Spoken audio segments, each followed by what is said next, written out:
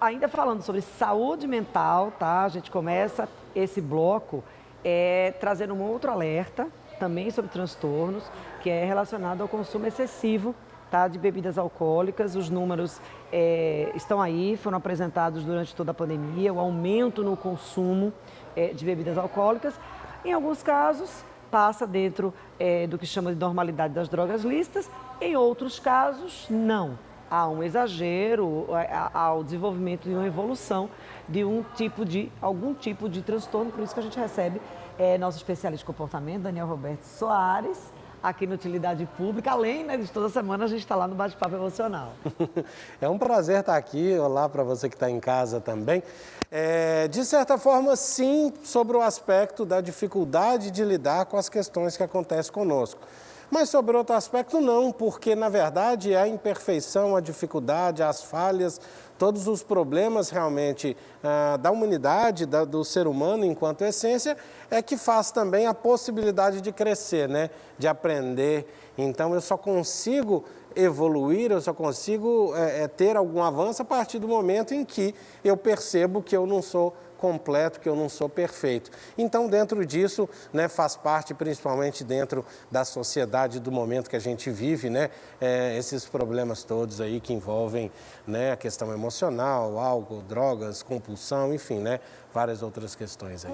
Quando a gente fala em utilização, consumo de bebidas alcoólicas, a gente está falando daquilo, de um lado, daquilo que as pessoas já estavam acostumadas a fazer, indo para restaurantes, indo para bares, que estaria dentro da rotina das pessoas. Mas nesse período de pandemia, a gente tem aí redes sociais com mais pessoas isoladas durante esse período, bebendo mais. Então, o normal passou a ser um consumo maior. O normal de antes não é mais o normal de agora. As pessoas estão consumindo mais bebidas alcoólicas e isso pode gerar efeitos aí nessa pós-pandemia. Pois é alarmante. É assim, os estudos e os dados que a gente já tem são muito grandes e tem muita coisa que ainda não está computado, que ainda não está devidamente esclarecido. Mas o fato é que no ano passado nós tivemos um aumento, por exemplo, de 40% no consumo de álcool no país. Então, isso se for olhar, né, quase 50%, quase metade do que se consumia, consumiu a mais. Isso é muito alarmante. E com as outras drogas também, porque muitas das vezes, né, o álcool acaba sendo uma porta de entrada, então realmente é algo bem grave nesse momento, onde aumentou a ansiedade, aumentou o estresse, aumentou a angústia e também as disfunções como maneira de supostamente dar uma vazão, uma válvula de escape, um mecanismo de defesa, né, em relação a isso. Com essa referência, né, de redes sociais, ainda tocando nesse assunto, que as pessoas elas se veem pelas redes sociais também, elas estão vendo as pessoas bebendo mais. Então, isso se tornou também normal para elas. Como identificar se aquele consumo ele está dentro de uma normalidade? Eu sei que o Augusto já teve aqui da Recomeçar falando sobre isso, existe essa normalidade. Ou isso realmente já está sendo um ponto de partida para um desenvolvimento de algum tipo de transtorno? Pois é, a gente tem as duas maneiras, tem as duas formas, tanto através de uma autoanálise, através de um autoconhecimento, através de me conhecer, perceber, estou diferente, estou acima do que eu costumava fazer, conseguir, etc. Então, mas esse é o nível mais baixo, porque na maioria das vezes, quando eu estou inserido num problema, eu não consigo perceber, ver, em grande maioria das vezes é a família. E é legal de fazer alguns aspectos e trazer até alguns dados, algumas situações objetivas, né, de como buscar isso, né?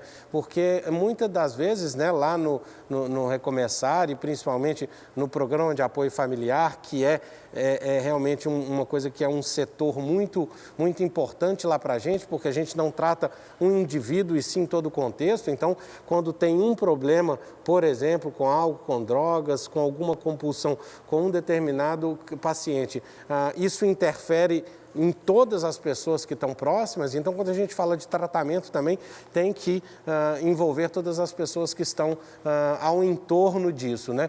E aí é importante de olhar alguns aspectos objetivos, né? Como que está a socialização dessa pessoa, como que está o desempenho acadêmico, se estuda, como é que está no trabalho, né? Enfim, se já trabalha, como que estão nas inter-relações, porque uma das principais evidências é justamente perder um pouco do controle das nossas inter-relações. Com a situação de home office, como é que a gente poderia avaliar isso? Porque as pessoas já estão mais dentro de casa, elas passaram a consumir mais bebidas alcoólicas, muitas pessoas vão manter essa rotina, mesmo nesse período, nesse retorno às atividades.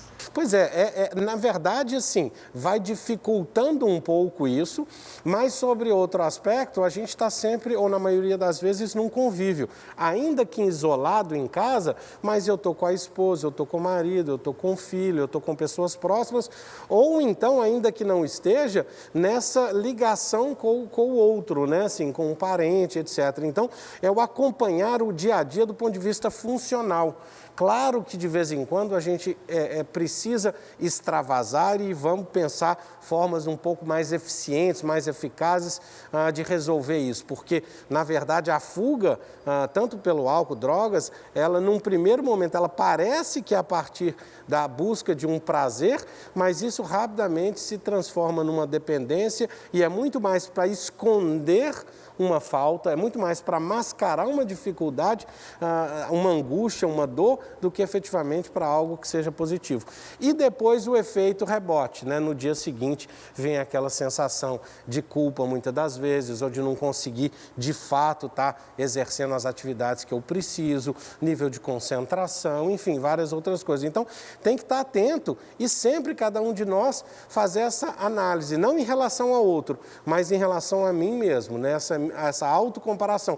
Como que eu me vejo diante disso, como que eu estou, como que eu estava e se eu estou melhor ou pior, né? Porque realmente não adianta, né? Se a gente realmente não se conhecer, não conseguir identificar nas nossas dificuldades, os nossos sentimentos, não tiver clareza disso, fica difícil da gente perceber essas disfunções, né? Porque é difícil até a gente entender, né? Porque, olha, durante o período que estava tudo funcionando, você tinha bares, restaurantes abertos, pessoas frequentando, estabelecimentos lotados, e agora, quando as pessoas estão isoladas em casa, é que há um aumento desse consumo. Como é que a gente consegue explicar isso? Pois é, e eu acho que a gente tem que fazer uma leitura um pouco além. E um pouco mais do que só na superfície. Na verdade, nunca houve tanta mudança, tanta ruptura no mundo, na civilização, como nos últimos 50, 40, 30, 20 anos, né? Onde lá atrás, muitas das vezes, as pessoas não sabiam como chegariam, mas elas tinham um norte muito claro. O que você tem que fazer? O que eu quero? Nascer, crescer, estudar, me formar, casar, ter filhos, arrumar um emprego por 20, 30 anos, me aposentar, curtir essa velhice e morrer. Esse era o caminho. A partir do momento das grandes mudanças tecnológicas, da expectativa de vida, da pluralidade, o que acontece? Não é mais uma opção, são 10, são 20 opções. E aí o que acontece? Necessariamente, para eu escolher alguma, eu tenho que abrir mão de outras. E aí o medo fica enorme, o medo de arriscar, o medo de tentar, o medo. Então as pessoas têm muita dificuldade de estabelecer quais são essas prioridades, o que eu quero. E aí, diante disso, claro, que nessa frustração, nesse medo, nessa dificuldade, eu vou buscando alguns artifícios para tentar lidar com isso, e infelizmente acabamos indo um pouco para essa questão da compulsão, que, diga-se de passagem, né, o comportamento compulsivo, obsessivo, independe do objeto. Então isso pode ser com a comida, isso pode ser com a droga, isso pode ser com o sexo. Mas tem como definir qual é o limite do que é possível e do que é permitido consumir e o que já é um risco? Como identificar isso? É a pessoa que identifica? É o entorno? Eu acho que assim, né, uma noção legal é de diferenciar o normal de sadio. Normal é que está na norma, é que uma grande quantidade de pessoa faz. Mas não necessariamente isso é sadio, isso é positivo. Então, realmente, a gente vai se acostumando, às vezes, com algumas cenas que são habituais do dia a dia. Saindo um pouco, mas pegando um outro exemplo em outra área, a grande disparidade social no Brasil, por exemplo, né, ficou comum, frequente, você vê pessoas abaixo da linha da miséria, da pobreza, esmola, pedindo, enfim, né, necessidades básicas não atendidas. Isso acontece com tanta frequência que acabou sendo normal. Só que não necessariamente isso é positivo e a gente, enquanto civilização, precisa, né, de buscar uma resposta para isso. Então, quando a gente fala individualmente agora de alguns comportamentos autodestrutivos, também é a mesma forma, né? Muitas das vezes a gente é impulsionado por uma sociedade consumista, por uma sociedade que é muito mais o ter, o ostentar do que o ser. E aí, diante disso, eu acabo buscando situações diversas, né? Agora, a gente não pode deixar, falando de tratamento, quando você começou, né, a dizer, a gente não pode esquecer os preconceitos diversos que acontecem dentro da sociedade, né? E aí isso acontece no mundo inteiro, mas eu vou trazer a realidade do Brasil, porque nós estamos aqui, né? É impressionante, você fala para uma pessoa que às vezes ela está visivelmente abalada emocionalmente, com muita dificuldade, chorando, com angústia, não detectou o problema, e aí você fala, por que você não procura um psicólogo, por que não vai a um psiquiatra? Ela fala, vai você que é doido, eu que não sou, etc. E aí começa esse preconceito muito grande entre, como se o se tratar emocionalmente fosse demérito, fosse pior, né? A gente vai dar uma pausa nessa entrevista com o psicólogo especialista em comportamento Daniel Roberto Soares, mas daqui a pouco a gente retoma esse assunto, inclusive com um alerta gravíssimo, tá? Que é essa relação consumo de bebidas alcoólicas e as crianças, isso mesmo, crianças, tá? Daqui a pouco, depois do intervalo.